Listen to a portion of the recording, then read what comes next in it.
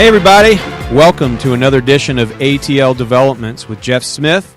We are recording up inside the Business Radio X studios in Alpharetta, where we're talking about all things economic development through the metro Atlanta area. As many of you know, I'm a mortgage banker with Assurance Financial. If you need a loan, if your realtor needs a great business partner, please reach out to me. We bring happy clients to your closing tables. You can find me at gsmith@lendtheway.com, like lead the way, except we lend money. So, you know, here in Atlanta, one of the biggest things that people love to complain about is traffic. No doubt it's something that all of us have to navigate through as we plan our daily schedules. But, you know, I always try to look at the positive side of these things here in Atlanta, which we have a lot of positive things to talk about. And there are a lot of cities across this country that don't have the luxury of complaining about traffic. It's most certainly a byproduct of the success that we've enjoyed here and are continuing to enjoy here.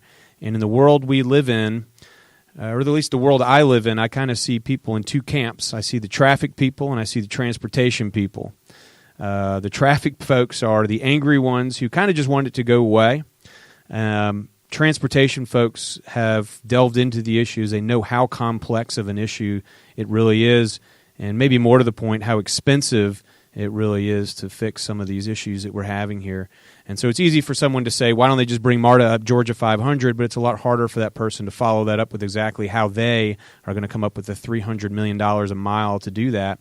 And it's even harder for them to get those voters who approve or disapprove of those funds being allocated to get on board with that expansion. So it's a complex issue, but we've had some major developments over the past 2 years with the expansion of MARTA to include more counties in its service and funding area, the reconfiguration that is underway at the Georgia 400 I-285 intersection, and the newly released lane additions up Georgia 500.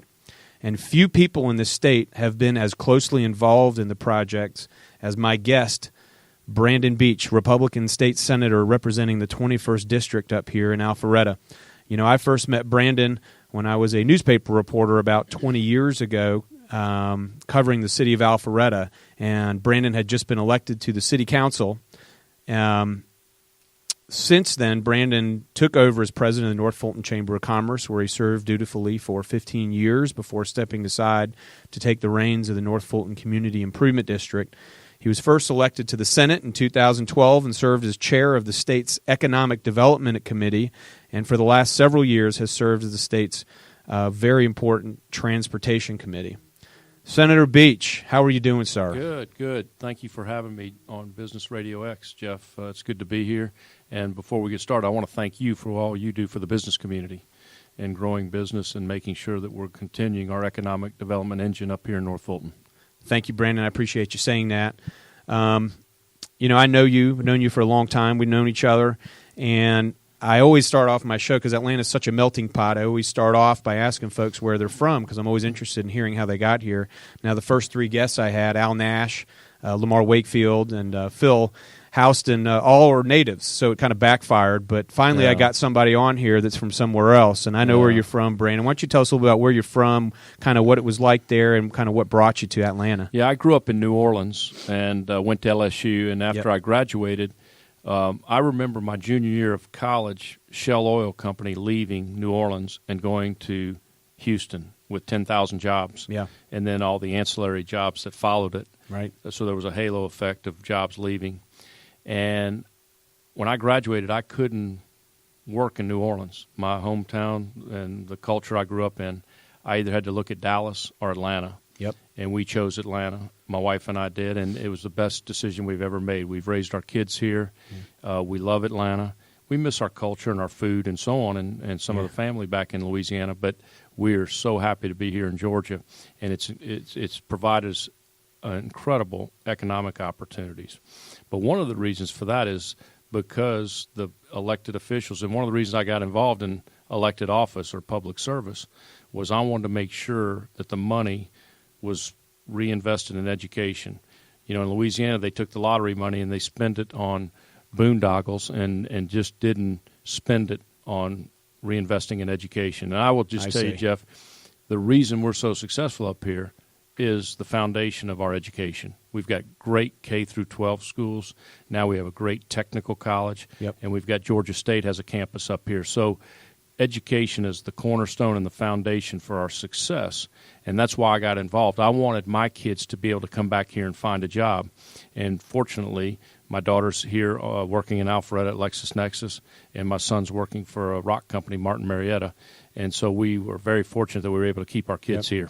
Yeah, and over the years, Brandon, I've stolen a lot of the things you've said and amplified them a little bit, and that's one of those things is a lot of times growing up here in Atlanta, we don't realize how fortunate we are.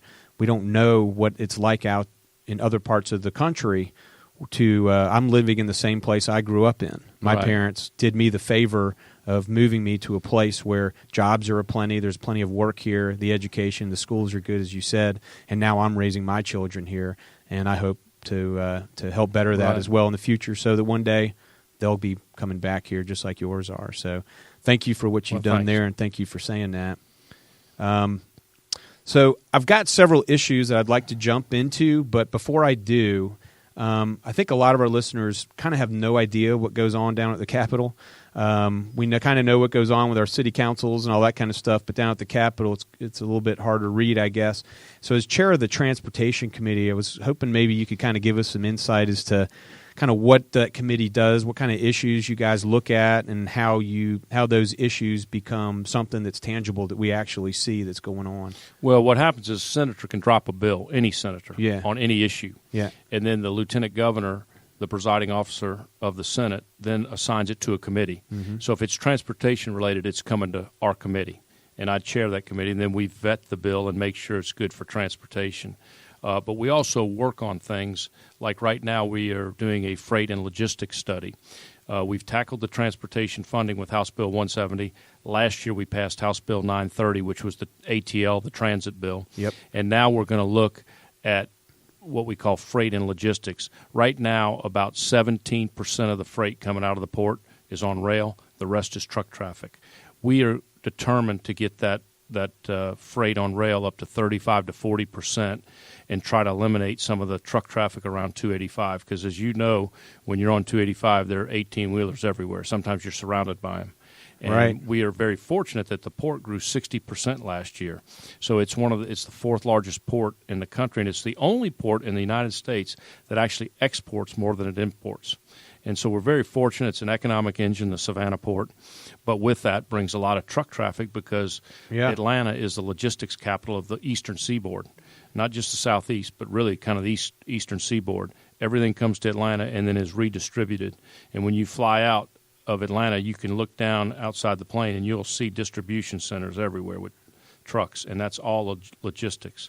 Walmart has a big logistics center down there, Amazon, all those companies, and the products come in and then they're redistributed. It's interesting to tie the two. You wouldn't think that how much the port, how big of an effect that the rail line has on traffic, getting more rail versus more trucks out of the way. So that's the kind of things the Transportation Committee does. We're looking at any way, innovation-wise, or any way we can reduce congestion and increase mobility. So you've got the committee, and so you'll have experts come and talk to you, or are you sending consultants out? Norfolk Southern, CSX, and we'll talk about, like right now, one of the other things we're going to talk about is Hartsfield-Jackson International Airport. It's number one airport in the world, passenger-wise. Right. But it's not even in the top 10 from a freight standpoint. So we need to work on getting more freight out of Hartsfield-Jackson Airport on air. So we're working with the airport to figure out ways to do that. So we can compete with Louisville and Memphis, which are big hubs for. Now, since you brought up the airport, that was an issue this year too, as far as the state trying to take over control. That came through our committee. Yeah, what was the reason behind all that? It passed 6-5 out of committee, went to the floor of the Senate, passed, and then it died in the House. Well, listen, it's an economic engine. The airport on a daily basis runs very well with Delta. Running it, getting your baggage to baggage claim, getting through security, and flights running on time. But there has been corruption in the procurement process.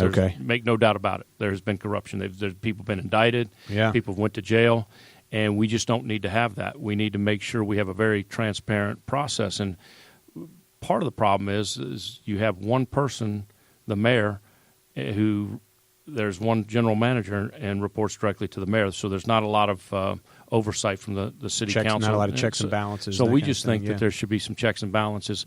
When it was going through, I didn't like to use the word takeover. I like to use, let's make this process more transparent.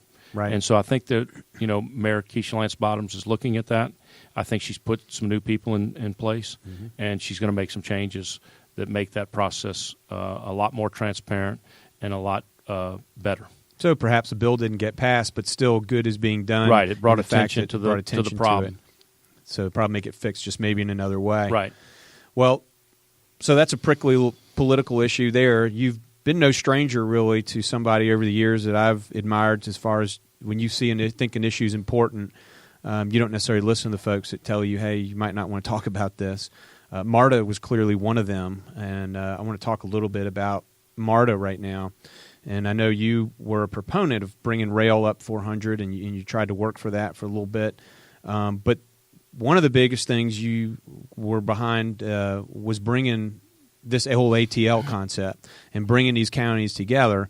I remember, that video you did 2, 3, or 4 years ago or something. Time flies, but you did that video where you tried to take transit from Gwinnett County all the way over to Cobb County. Right. It took you something like 8 hours or something like that. It was a very clever video, got a lot of attention. It brought attention to the fact of how fragmented the transit systems were. But I wonder if you could just tell the listeners, I don't think people understand how important that is, that those counties got brought in together from a funding perspective and all that. Just kind of tell us a little bit about why that's important, how that went down, and maybe a little bit about what it's going to look like. Well, it's important for two reasons. One, economic development, and two, quality of life. Mm-hmm. I mean, listen, to your point, Jeff, you just said it. We had a very fragmented system. We had MARTA in 3 counties. Yeah. You had Greta going through all the 13 counties. You had Cobb doing its own thing, Gwinnett doing its own thing, and none of them communicating or collaborating with each other. So to cross jurisdictional lines was a very tough journey, and that's what I tried to portray in that video I did, was that if you try to go from Cobb to Gwinnett or Gwinnett to Cobb, it was you could do it, but it was not an easy journey. Right. And one of the things I learned on that trip was, even to plan my trip, I had to go to 3 different websites. I had to go to the CCT website, the MARTA website, and the Gwinnett website. Then I had to pay 3 different methods of payment: cash, then I had to buy a Breeze card, then I had to pay cash again because they didn't take the Breeze card in the Gwinnett or the Cobb transit systems. So if we're ever going to attract what I call lifestyle riders and get them out of their cars, they're not going to go to 3 websites, pay 3 different methods of payment, and take 4 hours and 15 minutes out of their day to go 38 miles. It's just not going to happen. Exactly. So I just made the decision, if we're going to be in the transit business, let's be in the transit business, and let's do it right.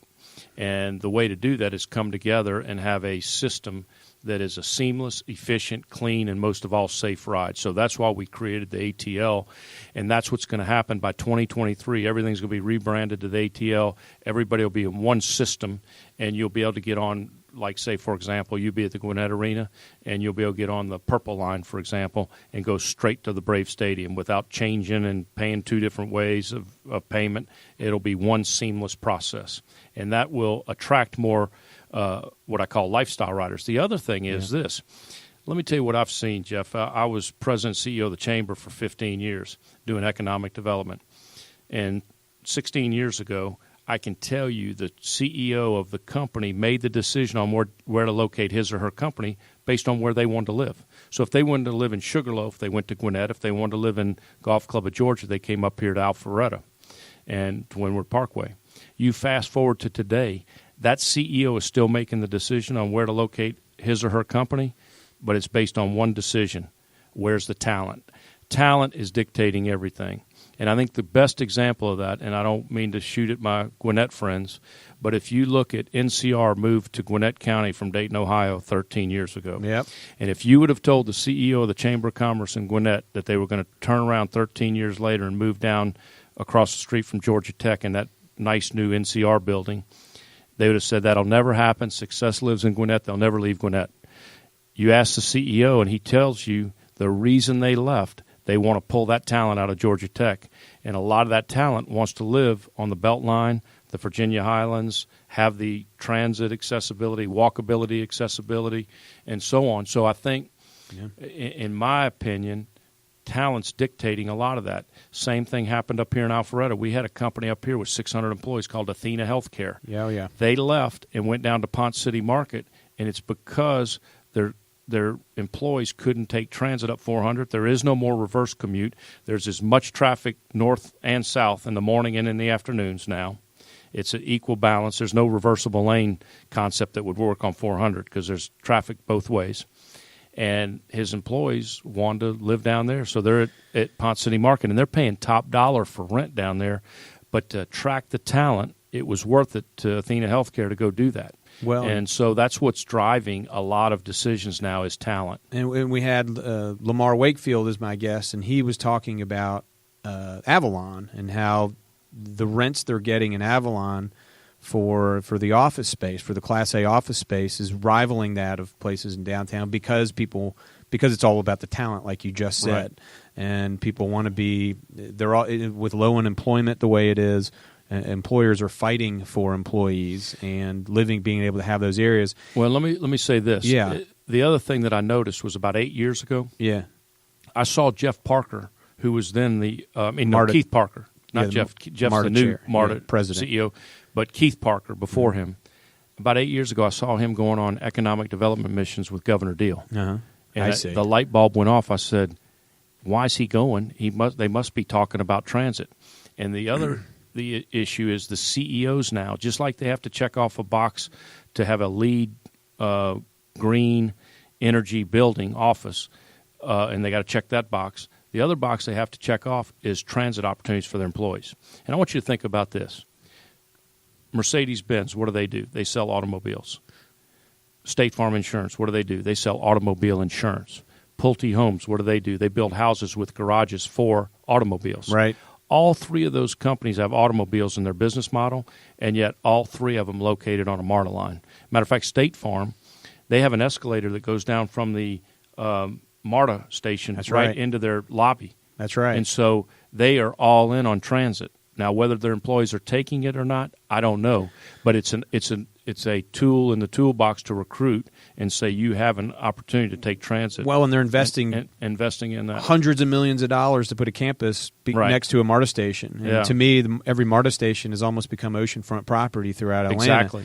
And it used to not be that way. Now that's it right. is. Now it is. And a lot of the MARTA stations are having to be reconfigured as well because right. they weren't necessarily built for that originally. Right. But, this segues into my next question. And so, years ago you were pushing for, hey, if we want our businesses to stay up in Alpharetta, we need to get that MARTA line up there because businesses are going to want that kind of thing. And there was a big push, and I think it made it up to about Roswell, but most other politicians north of that kind of went against it. And it was now we've just saw the new plans of the reversible or the express lanes coming up and down 400. Correct. And I want to talk about a little bit about that, but it makes me wonder. I mean, is we tried for years to convince people that bringing rail line up 400 was a good idea, and there was just so much pushback. Is this whole express lane deal? Is that kind of us saying, okay, we're just not going to happen? But maybe we can get bus rapid transit. Is this? Well, we are going to get bus rapid transit. We've right. got $100 million of investment in 5 right. transit stations that are right. going to be built up the 400 corridor. And I would encourage your listeners to go to the GDOT website and look at the animation of what the new express lanes are going to look like right. and what the new transit stations are going to look like and how it's going to work. It is a pretty cool video, and it really outlines what's going to happen. And it's a $1.8 billion investment. But you were right. When I first started talking about transit, my colleagues were throwing rocks at me saying, Correct. hey, this is not our issue. Why are you doing this? I said, remember. It is our issue. It's an economic development issue. It's a quality of life issue, and we better take our head out of the sand and start thinking about transit. And now it's kind of the cool thing. Now everybody's talking about saying, hey, we want bus rapid transit, we want light rail. And I will tell you this, I think you're going to even see some new technology coming out. I was just presented not long ago with a concept called J-Pods, and they're little cubicles. It's almost like a gondola, but it's a little bit different, and it's on a cable, and it goes – and it's like an elevator basically, but instead of going vertical, you go horizontal. So you get in, and I think they're going to test it out at Hartsfield-Jackson Airport to a hotel and to a parking lot. So you get in these J-Pods. They're doing them over in London. and there's no driver or anything, and you press like a ski lift kind of deal. Kind of very similar to that, but you're enclosed, and you get in there and you press A, and it takes you to the parking deck. You press B, it takes you to the hotel. You press D, it takes you to the convention center. So it's got maybe 4 stops, just like an elevator would have 4-story stops. Sure. And you just pick which stop you want to go, but it's all vertical, and it's going to be built with private investment.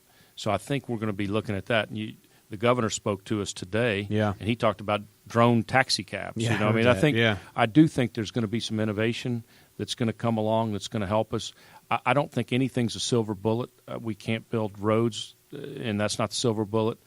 We can't build bridges. That's not silver bullet. We can't just rely on innovation. I think it's going to take a combination of roads, bridges, transit, innovation, light signalization, and all the different technologies there. I can tell you this, the week of the Super Bowl, I went with the commissioner down to the command center, and we watched the New England Patriots get in a bus at Georgia Tech after practice. And they had a police escort.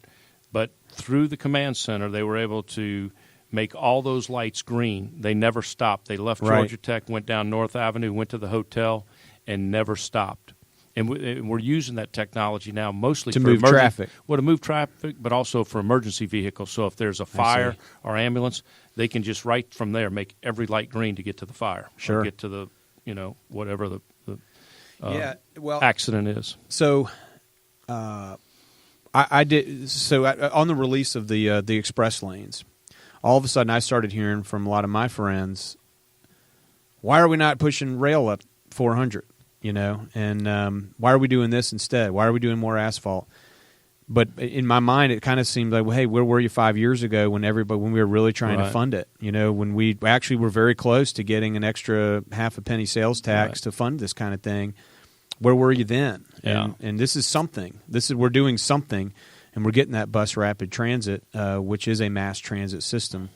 It's not the rail system, but I tell you, it's not just a bus either. It's a very high class, very comfortable. It'll have Wi-Fi in it. It'll be a good experience. And one of the things I've talked to Jeff Parker about now, the new CEO, I said we've got to make sure that when someone gets on our trains or our buses, our express buses, that it's a great experience.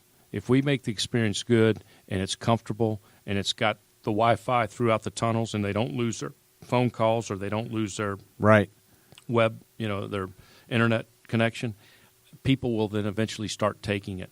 And part of that comes with the branding of the ATL. Correct. I think that MARTA, I don't know, it's got a reputation. It's served. We're upgrading the brand with the ATL, well, and tell us a little bit about that. I think branding is important, and I was adamant that we change the brand to the ATL. Yeah. One, you fly into the ATL, and then you get an ATL card, get on an ATL train, ATL bus, ATL Express bus. Right now, if you go downtown today, right down there by the SunTrust building and the Bank of America building, you will see a Gwinnett bus, a Cobb bus, a Greta bus, a MARTA bus. That's right. It's just a hodgepodge. And we need to have one brand and know that you're going to get on the red line, purple line, orange line, whatnot, and it's going to take you to where you need to go. And again, in a seamless, efficient, clean, and most of all, safe manner. And if we do that, I think people will be attracted to technology. One of the things I will tell you, to transit, one of the things is I know when I take Uber now, I'm glad I'm in a car and somebody else is driving because I can check my text messages, I can email. I can't do that anymore with the hands-free That's right. laws. So if I can have a good experience and stay ahead on my business, I'm all for that. And I think that people could drive involved. So, the Gwinnett, the thing I find interesting behind the scenes, a lot of people don't understand, bringing those counties together on this thing too. You had a lot of it was a prickly political issue. If you're Gwinnett County, you're in charge of your own transportation system. Now all of a sudden you're being asked to cough up money, and some folks are having to give up some of their say over what goes on in the transportation system. It's bringing together chiefs in different kitchens. Right. Can you talk a little bit about the behind of how did you get them on board with this? Well, Chairman Nash cut a good deal with MARTA. She was going to get 3 board seats, so she was going to have some input, a lot of input, actually. But listen, they need to realize that we're a region now. Yeah. And you can't just be in an island by yourself. You've got to be able to cross jurisdictional lines if you want to be competitive, and if you really want to offer your citizens what they're demanding. They want to be able to get into Atlanta. They want to be able to go to Cobb County to a Braves game, and they want to do it, again, in a seamless, efficient manner. We do that, and we can get things done, and I think that's what's leading it. I think the citizens are going to demand it, and then the employers are going to demand it, and that's it's going to be market-driven, if you will, and that'll make it happen. All right, so I've also heard from some other folks about this whole 5G thing. Yeah. And I know the state paved the way for infrastructure for that to go through a lot quicker. Correct.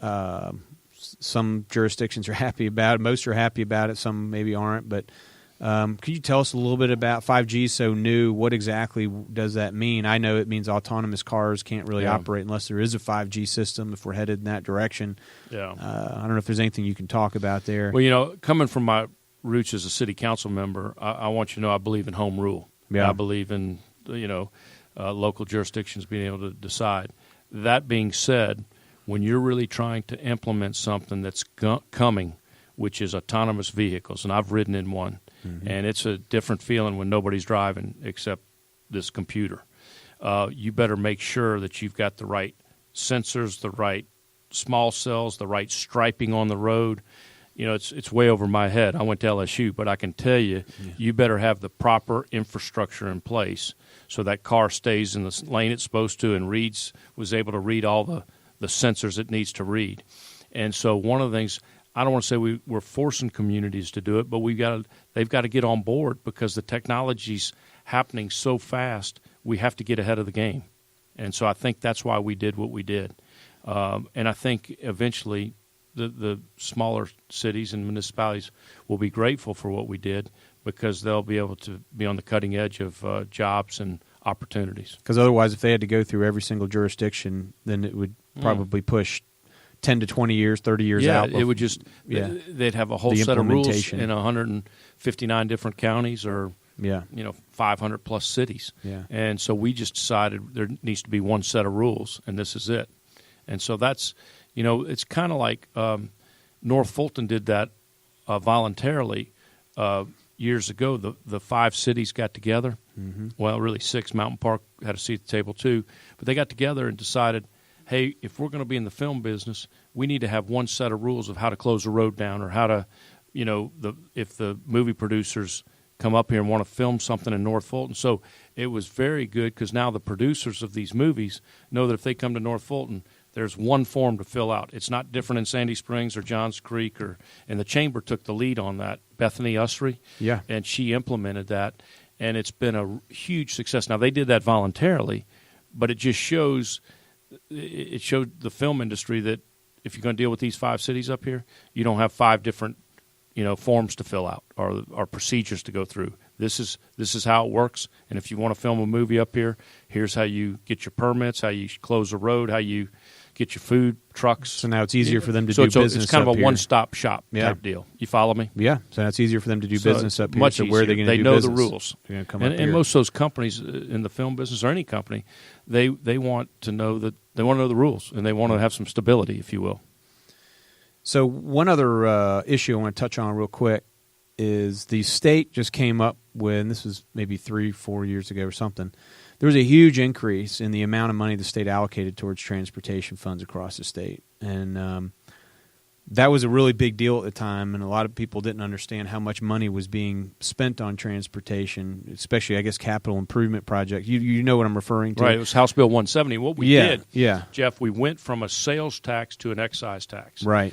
What we were doing, we were taxing the price of gasoline. So if gas got up to $4 a gallon, GDOT was making a lot of money. Yeah. If it got down to $1.90 a gallon, they didn't have enough money to cut the grass in between the expressways. Okay. So what we did, we knew how many gallons we were selling. So instead of taxing the price of gasoline, we started taxing the gallons. Right. All right. And we did go up 6 cents. I'm not going to lie. We raised the gas tax for the first time since the 1970s, I believe.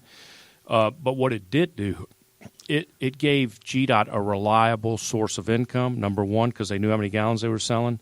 And then we also, because we went up 6 cents, we thought we would bring in about $1.1 billion extra revenue, new revenue, to build roads.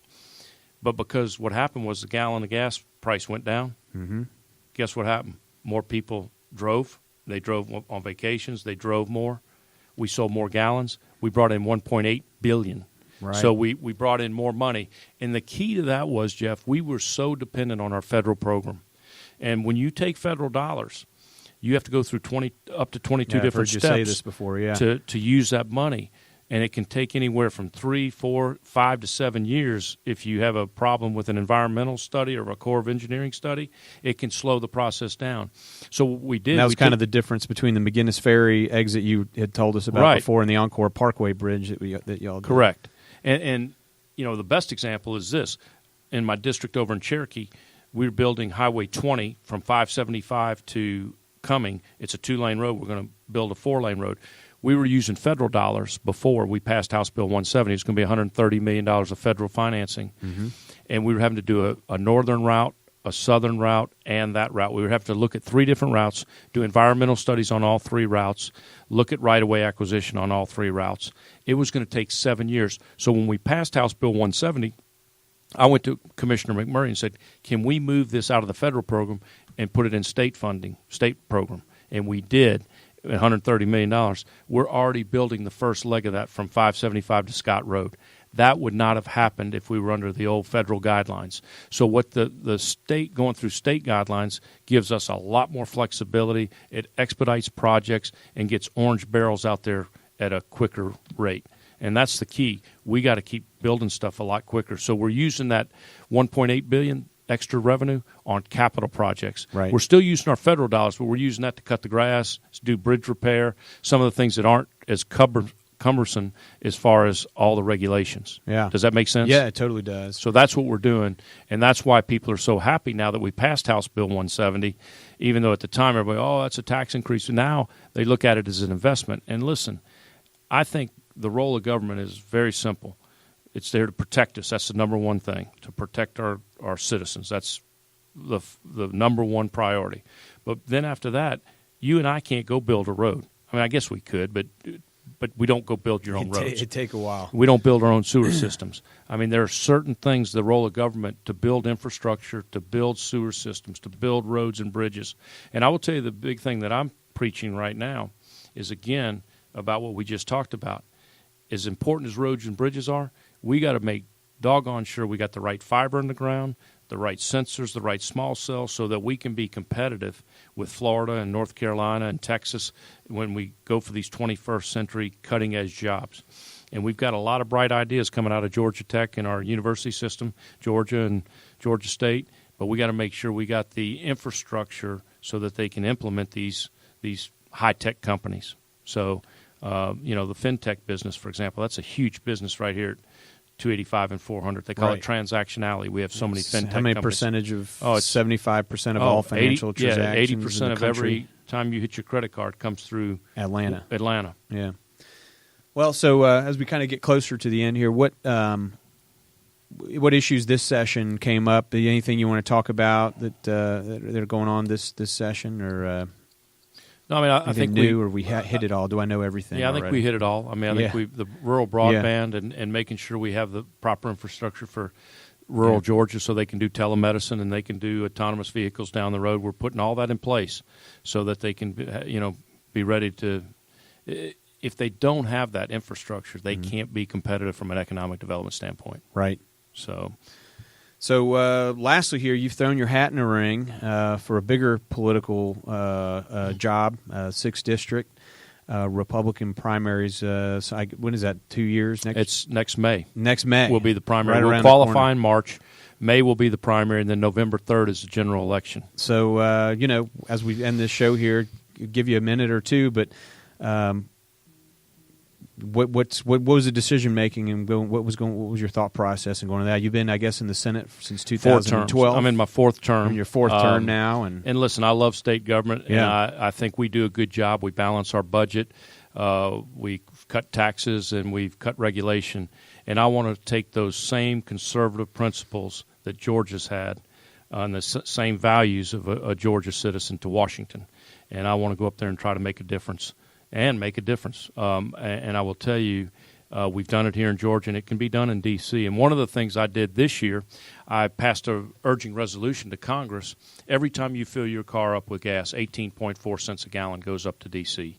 My resolution stated, let's keep 10 cents here, block grant it back to the states, but it has to be spent on capital construction, or it can't be spent on the commissioner's salary or buying a new F-150. It's got to be spent on innovation, putting fiber in the ground, or new roads, bridges, transit. It's got to be spent on new construction so we can build more capacity. And that's what I want to do. I want to go to Washington.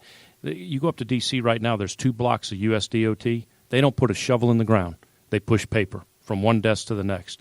And it's crazy. We need to keep that money here and build roads. I want you to think, we've got a system right now that Eisenhower built, the interstate system. It was built for 200 million people. Right now we're at 300 million people. In 47 years, they're predicting we could be at 500 million people.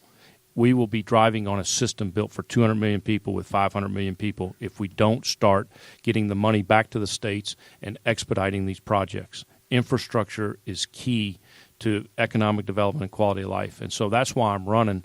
I want to go up there and fight for the citizens of the 6th District and make sure that we can get our dollars here to make their life better. Because I can tell you, when I go around the 21st District or if I'm in the 6th Congressional District, traffic is the number one concern. Right. It's not a sexy issue, but I can tell you people are sick and tired of sitting on 400 in gridlock. They're sick and tired of sitting on 285 on gridlock. I can tell you this. We opened that North by Northwest corridor, the longest span of reversible lanes in the country, 30 miles. Goes up 85, 75. Yeah. We have gotten more positive emails about I'm getting home 30 minutes earlier to my family. I'm even in the general purpose lanes, they're getting home 15 minutes faster. So it has been nothing but positive impact on that project, and that was a great public-private partnership. And so those are the kind of things I want to go up and fight for Washington. I want to make sure we're securing our borders. But I just think that the main thing is I want to go up there and take the conservative principles, values of the 6th District up to D.C. Okay. Well, Senator, thank you for coming on my show. And what you said kind of resonated with me that, I've told this story on the show before where I was in another major metropolitan city, ran into a bunch of state senators there. And when I told them I was from Georgia, they just gushed about how amazing Georgia is. And it opened my eyes. I grew up here, I lived here, and you can't see the forest from the trees sometimes about how great we've got it here in Georgia. And so I thank you and your colleagues and the governor and everybody for what you all have done to really elevate our status around the country and make us a shining light, really, where a lot of states hope to aspire to be to. So thank you for that. Okay. Well, thank you for having me. Appreciate it. Thank you for what you do. My pleasure. Absolutely. And folks, I guess that's it. That kind of wraps up our show for this month. We are putting together guests for next month, so keep your ears open and have a great month. Enjoy the spring.